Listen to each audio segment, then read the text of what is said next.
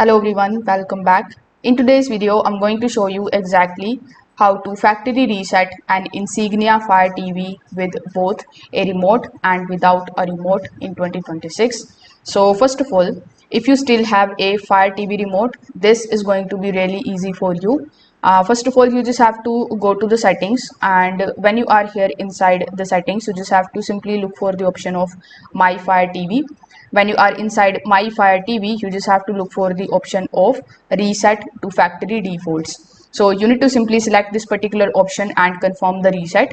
After doing so, you just have to do nothing but to just simply wait while the TV erases all the applications, accounts, Wi-Fi settings, and even personalized data.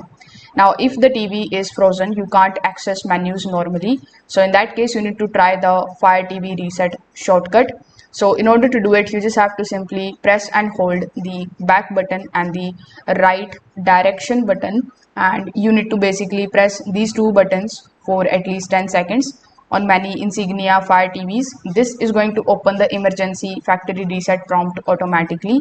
So you can try these and see if it is working for you. Thank you.